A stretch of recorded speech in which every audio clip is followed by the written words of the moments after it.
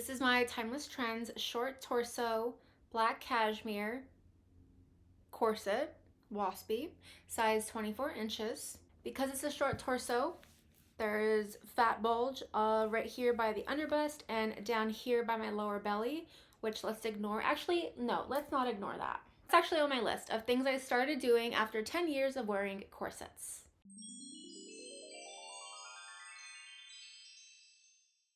First thing I started to do after 10 years of wearing my corset is I think I have finally come to the realization that the fat bulges up here and down here may be considered normal depending on your rib spring and your hip spring. Now, if you're gonna buy an over-the-rack corset, ready-to-wear corset, you're not gonna find the perfect corset. I mean, maybe you will, but I'm not going to.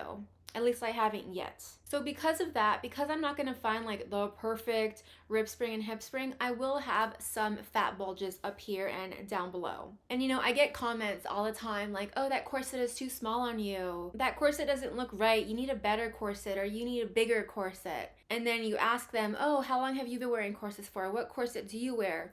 Radio silence. I've kind of come to the conclusion after being on YouTube and getting these kind of sometimes ridiculous comments is that the people who make these comments, they have to voice their opinion online because in real life, in reality, their voice is not heard.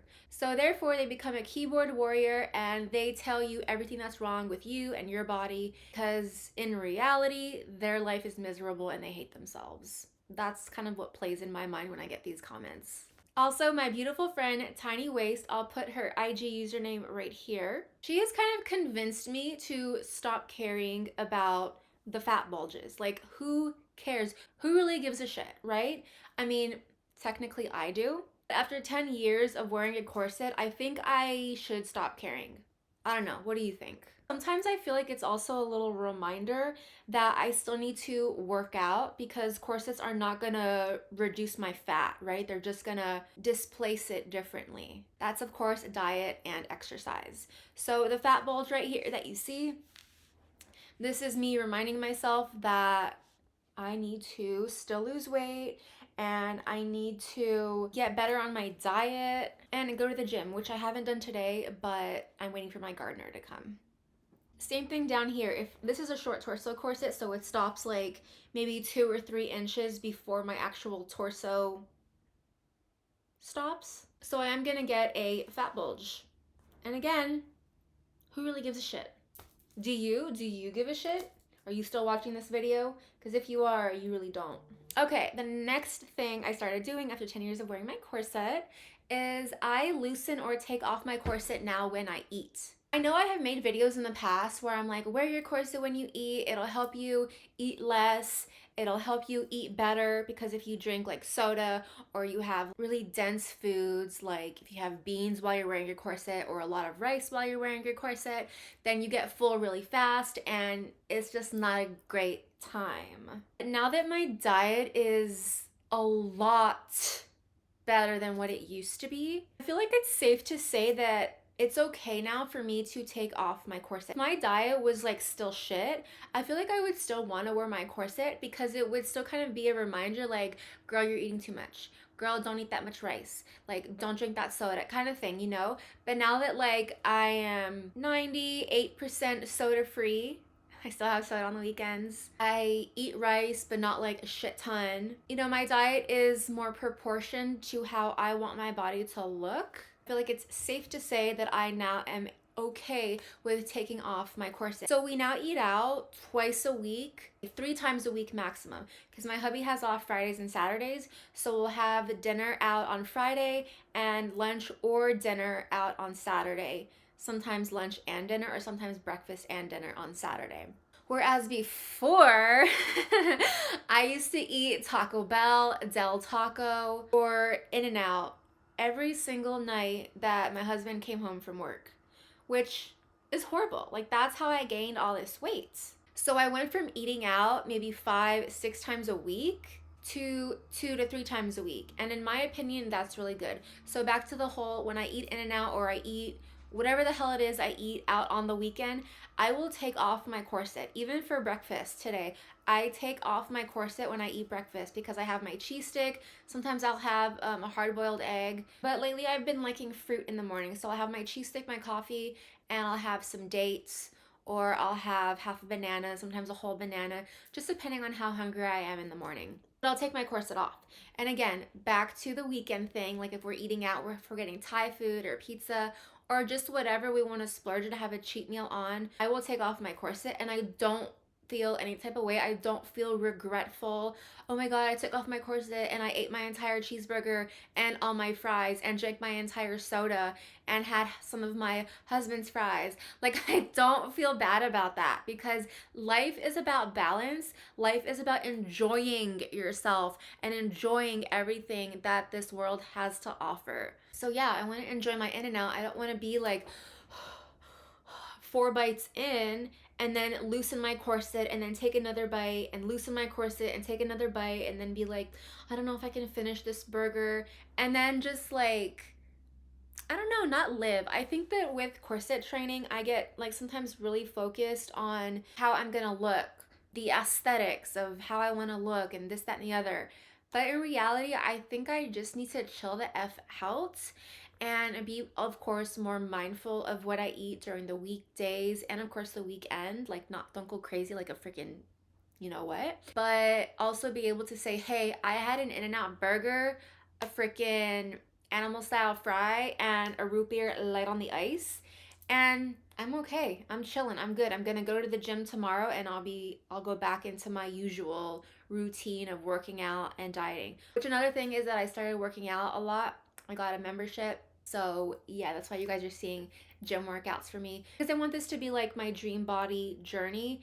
And if I just post corset related stuff, I feel like that's kind of like lying. Like, I'm not just getting my dream body via corsets. I'm also doing it with exercise too, which obviously there's diet involved too, but I think I said this, but I'll just reiterate. I don't want to suffer with the fullness when I'm wearing my corset. Like, even if I am having my breakfast and I have my coffee and whatever I'm having for breakfast, and then coffee or caffeine will like make me run to the bathroom.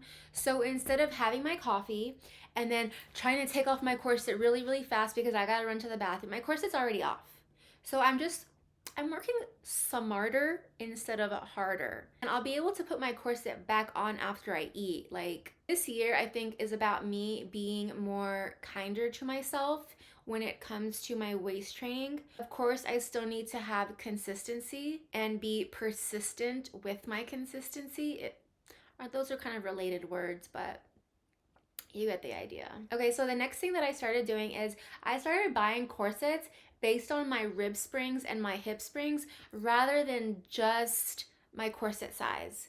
So I have videos on how to find your corset size and how to find your rib spring and your hip spring. So I go based off of those measurements more so sometimes than just my corset size. When I first started waist training back in 2013, I would just solely purchase corsets just based on the corset size, and I took no consideration with regard to the rib spring and the hip spring. That's something that I started doing, and I'm really happy that I finally figured out and remembered how to find my rib spring and my hip spring, because there would be times where I would find a corset. I loved the material of the corset, I loved how it looked, like the aesthetic of the corset. This corset has a 4-inch rib spring and a 7-inch hip spring. So it's very, very small. Like, I have closed it in the past once, but it hurts because you're squeezing. My rib spring is an 8 to 10 and I'm wearing a corset that has a 4-inch rib spring. Like, there's gonna be some pain involved. We're not into pain, we're not S&M kind of thing. So another thing that I started to do after 10 years of wearing my corsets is I now acknowledge that I need to move my floating ribs in order to see results. Rather than just stay thinking I have to squeeze my fat and muscle tissue around my waist. When I first started wearing corsets, I did all of the research that I felt was enough. And I think that I might have just kind of picked and chose what I wanted to take into consideration when purchasing corsets and wearing corsets. But when you're corset training, it's kind of hard to see, sorry, because of the background. I should have done this in the beginning of the video. Wearing a corset, your waist is getting pushed in. Obviously, we all know that. But your floating ribs also need to get pushed in a little bit too in order for you to achieve permanent or semi-permanent waist reduction, like a natural waist reduction. And usually it's conical corsets, not cupped corsets, that allow you to do this. This is a cupped corset, so it is very comfortable up here in the ribs. Whereas when I wear this corset, this is my CS479, it's a conical ribbed corset. I'll put a picture right here so you can see the difference, but it's more straight. So it pushes my floating ribs in. What they'll do is they'll push in a little bit more, or they'll push up a little bit more, and they'll give you a noticeable appearance of a smaller waist naturally. So back in 2013 up until today-ish, I've always thought, okay, I just need to push my waist in and that's it. The fat tissue and the muscle tissue around my waist. But after doing more research, I think I now have a better understanding of the fact that I need to push in my floating ribs. I get comments on TikTok all the time of like, you're ruining your ribs, or that's gonna mess with your ribs, blah blah. And I would always be like, no, it's just my waist, it's just my waist. Now I kind of feel stupid because it is messing with my ribs. It's messing with my floating ribs per se. Technically they're wrong and kind of right, but I digress. I've come to terms with the fact that I need to push in my floating ribs and I need to focus more on wearing conical ribbed corsets. Comment down below what your thoughts are, if you agree with me or you disagree with any of these perspectives. So another thing I did after 10 years of wearing corsets is I finally tried a cupped corset. Now this is a slightly cupped corset. This is my MCC 254, size 22, and it is a really cupped corset. I will put a picture right here. But all my corsets have been straight or conical ribs. So the ribs would just be straight up and not rounded instead of just straight. I also did a video on the pros and cons, in my opinion, of cupped rib corsets versus conical rib corsets. I'm the kind of person that I don't want to talk about something if I haven't myself experienced it. And I'm really happy that I experienced cup ribbed corsets, even though many of you have said to just not wear them. Like, there's no point in wearing a cupped rib corset except for fashion, appearance. It's like outerwear, not necessarily waist training. Although on the websites, when you look at a cupped rib corset's description, it does say that they are for waist training. But in my opinion, and I think a little bit more suited for a maintenance waist versus trying to initially get your ribs and your waist to be snatched. I also did a video with this corset of like the seasoning process where you can kind of see what this corset did to my torso. Cupped rib corsets solely focus on your waist, whereas conical rib corsets or straight ribbed corsets focus more on your ribs, like your floating ribs, and they push them in a little bit more. And when I would take off this cupped rib corset, I noticed that I was just seeing an effect on my waist versus like a little bit up here too. This corset gives me a more elongated curve, whereas the cupped rib corset kind of gives me like a little bit more of a pointed or very targeted look. I don't know, go watch those videos after this one so you can kind of get a better idea what I'm talking about. But yeah, like even though everybody and their mom told me to not deal with a cupped rib corset, I'm so glad that I purchased a cupped rib corset and I was able to get a better understanding as to what they were talking about versus just taking their opinion or their perspective and just saying, okay, yeah, that's gonna be my perspective now. Now I've tried it, tested it, and I agree with their opinion and perspective, but I also have my own as well. Another thing that I started doing after 10 years of wearing corsets is I finally tried Timeless Trends corset, which is this corset, Timeless Trends, and Mystic City corsets, which is this corset. This corset, as well as literally all of my other corsets, are from Orchard Corset.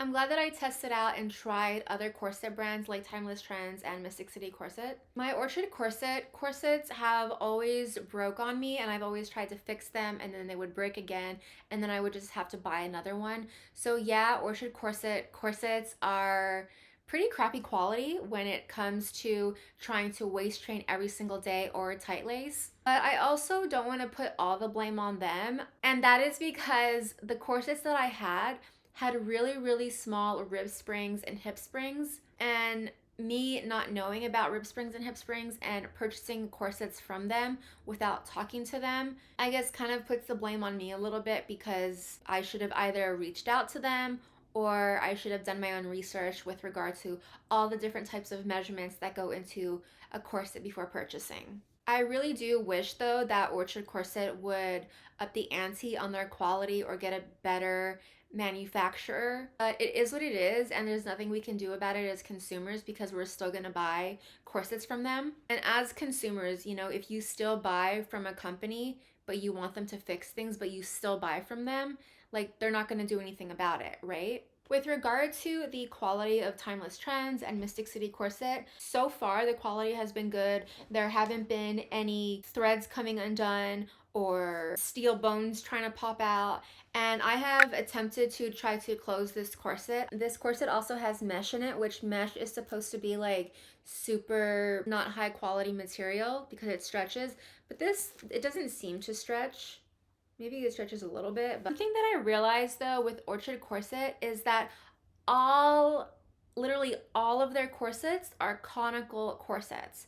Whereas all of Mystic City corsets, minus maybe like one or two, are cupped ribbed corsets. And then even if you look at like the conical corsets, there are some cupping in the back or on the side of the corset. So it's not 100% conical. Same thing with Timeless Trends. I don't think they say ribbed or conical. I could be wrong. But like this corset is just a short torso black cashmere corset. And you can see that it's rounded. Like you can definitely see that, right? There you go. Even the Gemini straight corset from Timeless Trends, just looking at the website, you can kind of tell that there's very, very minimal cupping involved. However, I have talked to a couple of people. They have confirmed that there is a little bit of cupping when it comes to the Gemini straight. So listening and looking back and editing this video, I am better understanding of what anatomically correct means. In the back of a corset, it could look that it's cupped, like a cupped corset, but the front may look a little bit more conical because in the back, it's just kind of hugging your ribs instead of pushing them all in. And I know that Orchard Corset has this thing where their corsets kind of look tubular, which one of you have mentioned. I see that now, but I think I like it. Like, I don't like how it looks on my body, but I like the effects that it gives my body because it gives like a more elongated waistline versus just kind of the cinched targeted waistline that cupped rib corsets give. So yes, Orchard Corset is most likely not anatomically correct, and that's why they're blacklisted and all this kind of stuff. But I really like, and millions of other people really like, the effects that the tubular corset gives our waist. It's more of an elongated, like two parentheses right here. That's how it kind of looks. And we like it, so we're gonna keep wearing Orchard Corset. Orchard Corset and its quality, or better quality but cupped corsets. Like, there's like Reddit posts that say that Orchard Corset, not only really bad quality, but also the way they make their corsets are like tubular and they don't conform correctly to the human anatomy. So if you see this corset, let me stand up. So you see this corset, the hip kind of like goes around the hip. Can you kind of get an idea of what would happen if this corset was a little bit more longer? It's kind of cupping the hip versus Orchard Corset corsets, because they're so conical, they don't necessarily cup the hip or round out at the hip, which some of you have stated is anatomically incorrect, as well as those Reddit posts. I don't know, let me know what you think in the comments with anything that I mentioned in this video. Chat with you later. Bye.